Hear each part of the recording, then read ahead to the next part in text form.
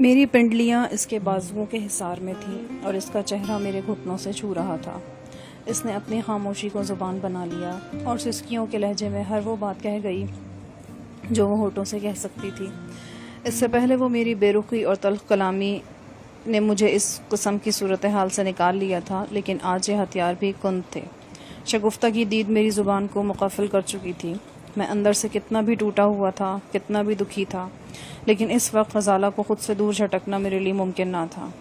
میں اپنے تمام غضب اور ساری شعلہ بیانی اپنے اندر چھپائے خاموش کھڑا رہا، کوئی ایسا درمیانی راستہ ڈھونڈتا رہا کہ غزالہ کی آنکھوں سے خون کے آنسو بھی نہ نکلے اور میں سے چھٹکارا بھی پا لوں۔ میری پنڈلیاں غزالہ کی گرفت میں تھیں اور میں خاموش کھڑا تھا، اس دریا کے اترنے کا انتظار کر رہا تھا جو تھوڑی دیر پہلے اس کی آنکھوں میں پوری طغیانی پر نظر آیا۔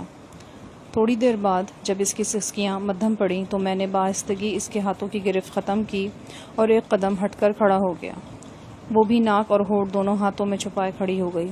وہ سرنگوں تھی اور مسلسل رو رہی تھی۔ مجھے دیکھنے کے بعد وہ جوڑا باندھنے کا عمل مکمل نہ کر سکی اور یہ ڈھیلا ڈھالا جوڑا اس کے شانے پر ریشم کے تھان کے مانند کھل چکا تھا۔ میں نے اپنی آواز میں حتی الامکان نرمی سمیٹتے ہوئے کہا، غزالہ، میں تمہارا احسان مند ہوں۔ اس احسان کی جو قیمت تم چاہو مجھ سے وصول کر سکتی ہو۔ ایک زرخرید غلام سمجھ کر مجھے لے جاؤ اور جس بازار میں چاہو فروخت کر دو، لیکن جو امر میرے اختیار میں نہیں وہ تمہارے علم میں ہے، مجھے اس کے لیے مجبور نہ کرنا۔ وہ روتے ہوئے بولی، میں نے آپ پر کوئی احسان نہیں کیا، خدا کی قسم میں نے کچھ بھی نہیں کیا، مجھے کوئی دعویٰ نہیں آپ پر، میں بغیر کسی شرط کے آپ کے رحم و کرم پر ہوں۔ نہیں غزالہ، اس وقت میں تمہارے رحم و کرم پر ہوں، اگر بخش سکتی ہو تو یہ احسان مجھے بخش دو، میں جب تک زندہ رہوں گا اس احسان کو یاد رکھوں گا۔ شاہ جہان، وہ بلک پڑی۔ اس کی بے بسی ناقابل بیان تھی، لیکن میں خود بھی بے بس تھا۔ رخ پھیر کر میں دروازے کی طرف بڑھا، چٹخنی کھول کر باہر نکلنا چاہا، لیکن دروازہ باہر سے بند تھا۔ یہ خیال برق کی طرح ذہن میں کوندا کہ یہ کام فریال کے سوا کسی اور کا نہیں ہو سکتا۔ فریال، دروازہ کھولو، میں نے چلا کے کہا، لیکن اس نے کوئی جواب نہ دیا۔ میں نے جھنجھلا کر دروازے پر مکے برسانے شروع کر دیے۔ دروازہ کھولو فریال، دروازہ کھولو۔ میری آواز میری توقع سے زیادہ بلند تھی۔ فریال نے گھبرا کر دروازہ کھول دیا۔ کیا ہوا؟ وہ متحیر اور حیرت اور خوفزدہ تھی۔ میں نے ایک جھٹکے سے اسے ایک طرف ہٹایا اور لمبے ڈگ بھرتا ہوا گھر سے باہر نکل گیا۔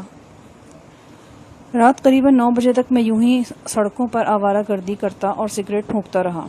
شفتہ سے دوبارہ ملنے کی خوشی اور غزالہ سے دوبارہ ملنے کی تلخی یوں آپس میں گڈمڈ ہو گئی تھی کہ ایک کو دوسرے سے جدا کرنا مشکل تھا۔ میں جلد از جلد گھر واپس لوٹنا چاہتا تھا، لیکن یہ ڈر بھی تھا کہ غزالہ ابھی تک موجود نہ ہو۔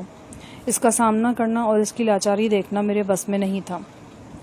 رات 9 بجے میں گھر لوٹا تو حسب توقع فریال شگفتہ کے پاس موجود تھی۔ دونوں شدت سے میرا انتظار کر رہی تھیں۔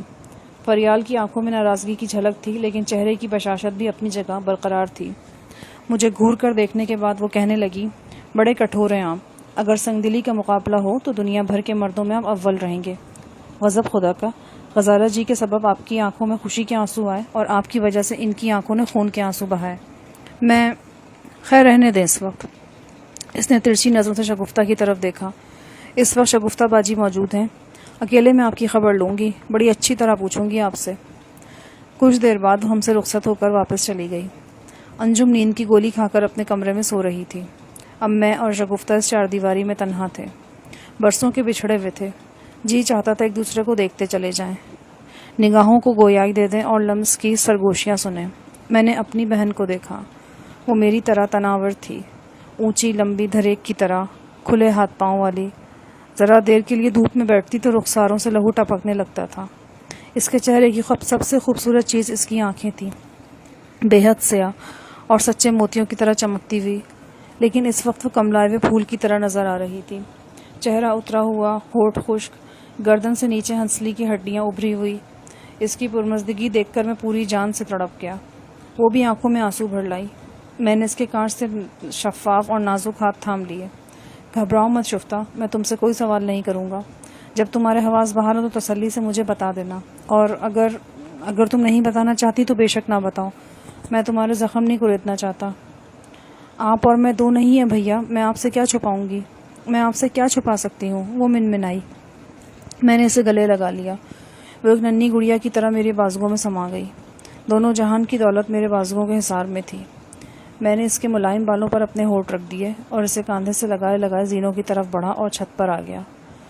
درمیانی راتوں کا چاند سیاہ آسمان پر تاروں کے جھرمٹ میں براجمان تھا، جیسے وہ کوئی داستان گو ہو اور کہکشاؤں کے درمیان بیٹھا کوئی دلچسپ کہانی سنا رہا ہو، دلچسپ اور حیرتناک جسے سن کر ستارے آنکھیں جھپک رہے ہوں اور ہوا چلنی بھول گئی ہو۔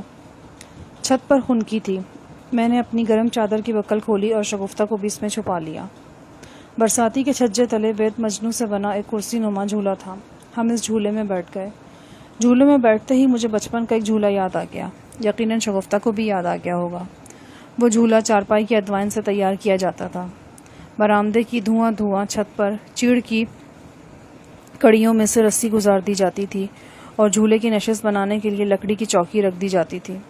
ہماری والدہ ہم دونوں کو ساتھ ساتھ بٹھا دیتی تھیں، پھر بڑے لاٹ سے جھولا جھلاتی تھیں اور گاتی تھیں، ہونٹے مائیا پینگن چڑھیاں۔ آسمان پر تاریک بادل امنڈاتے اور چندہ ہم سے آنکھ مچولی کھیلتا تھا۔ آج بھی وہی چاند تھا، وہی جھولا تھا، وہی شفتہ تھی اور وہی میں تھا، لیکن کچھ چہرے ساتھ چھوڑ چکے تھے اور انہیں کبھی واپس نہیں آنا تھا۔ ہونٹے مایا کا رسیلا گیت بھی ان چہروں کے ساتھ ہی فنا کے گھاٹ اتر چکا تھا۔ میں نے شفتہ سے کہا، میں نے تو تمہیں رکھپور میں ماسی سردارہ اور پھوپڑ شریف کی حفاظت میں چھوڑا تھا، تم وہاں سے جھنگ کیسے پہنچ گئی؟ مجھے کچھ نہیں معلوم بھیا، یہ سب کچھ کیسے ہوا، میں کچھ نہیں جانتی۔ جتنا جانتی ہو وہی بتا دو۔ آخری بار آپ سے لاہور جیل میں ملاقات ہوئی تھی۔ آپ نے مجھے پابند کیا تھا کہ آپ کبھی آپ سے ملنے نہ آؤں۔ آپ کی ہدایت کے مطابق میں رکھپور میں پھوپڑ شریف کے گھر اسی طرح دن گزار رہی تھی کہ چھوٹے سے گاؤں میں بھی کئی لوگوں کو میرا پتہ نہ تھا۔